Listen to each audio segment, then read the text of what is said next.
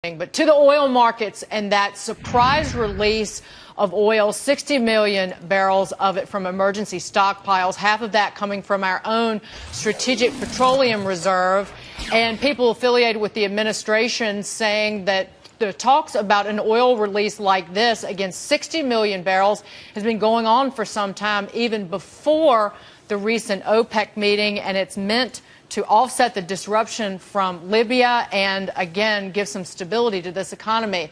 Do my guests agree? Jack Gerard is the CEO of the American Petroleum Institute, the giant industry organization for oil companies, and along with him, Fox Business's very own Eric Bolling. Jack, to you first, justified or not?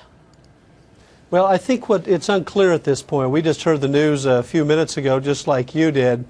And while it's important to look at the global energy markets because we're concerned about all the issues you've raised, the unemployment rates, the global supply and demand equation, what I will say is very important here is the thing they did not say is we can bring more domestic supply online here in the United States. So clearly from our vantage point, that was the point that was overlooked in this announcement today about bringing more supply to help calm the global fears and concerns. Eric, justified or not? Because it seemed to come out of nowhere. The last time oil was released from our own SPR was during Hurricane Katrina, and it was even less than what we're releasing right now, 30 million versus 21 million back then. Short-sighted, misguided, but what else would you expect from Mr. Obama, who's done nothing but fumble the energy policy straight through, starting by picking Stephen Chu as his energy secretary.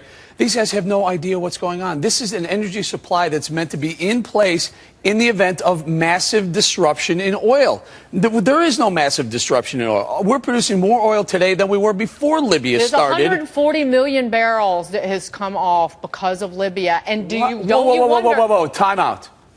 Libya produced 1.5 million barrels. Right.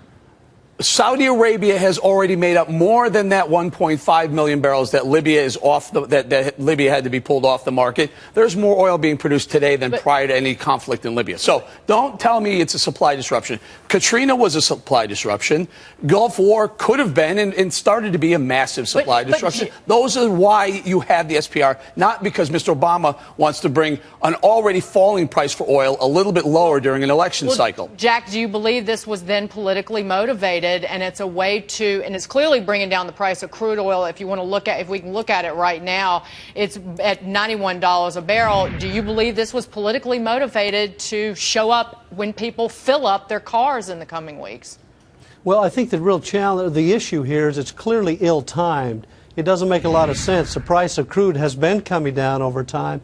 But more importantly, as your other guest has just mentioned, we think this is a clear indication that there's even more concern about the global economy and particularly the domestic economy moving into this election cycle. What we can't understand and what continues to confuse us is the president has yet to step forward and say, you know what, we can do more as a nation to bring supply online, just not releasing from the Strategic Petroleum Reserve, but producing our own domestic resource. We create hundreds of thousands of new jobs and bring billions of dollars of revenue. Jack, so the issues we're grappling with would help. Well, you said it raises issues about the global economy, but does it also raise issues about the supply picture out there? Libya, clearly a problem area, but we had Halima Croft from Barclays on last week who talked about potential supply disruptions from Yemen, Syria, and then worry about Sudan. So does it say something about all these different hotspots around the world?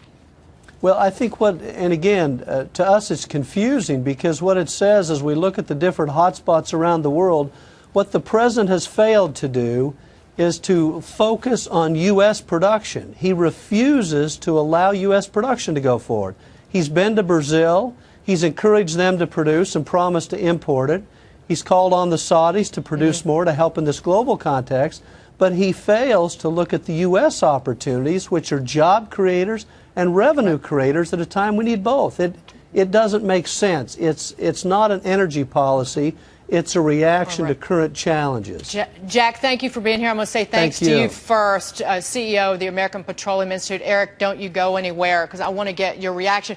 Listen, we still got 700 million barrels in the Strategic Petroleum Reserve even after this release. And guess what else? We still have plenty of oil to be refined. It's not a situation where we're having a problem feeding our refineries with oil. We have a lot of other problems. There's EPA regulations. There's refining capacity problems. It's certainly not we need 30 more million barrels onto the world oil market. And by the way, I was on Fox News about an hour and a half ago.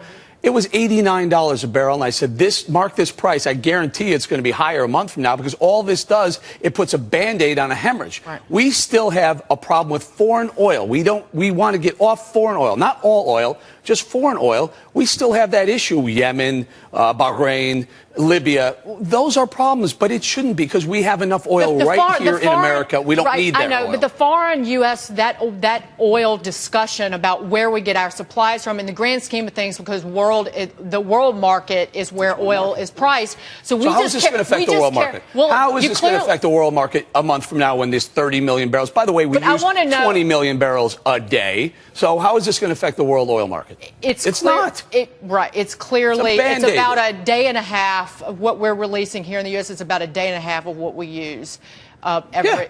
Yeah. But on that short-sighted. But where do you think prices go then? Do you think, because up. the White House has indicated they'll release more oil? The other 3 times we've released oil. 2 were emergencies, Katrina and Iraq, Gulf War, and the third one was Bill Clinton sold 28 million barrels to reduce the deficit. All 3 times, oil prices went down temporarily, a week or 2. Within a month, they were higher than where they were prior. Well, so it doesn't work for the long term. But if oil doesn't stay down, then it says the economy's a little bit better. No, it says that this administration has no idea how to handle the oil problem in America, and they really need to start drilling. Drill it here. It's not just a talking point on the right. It's for real. Drill it here. We don't care what happens in Tahrir Square or Cairo. That doesn't send the price of oil down several bucks in a day. Absolutely will. In a day. It doesn't show up at the pump. If Mr. Ailes came to you and said, guess what, I'm going to pay you double today, but guess what, tomorrow and then the week after, I'm going to take that money right back from you in multiples. Right. Would you say okay? No, you say no. Pure politics, yes or no? Absolutely. It's a gasoline price play right now.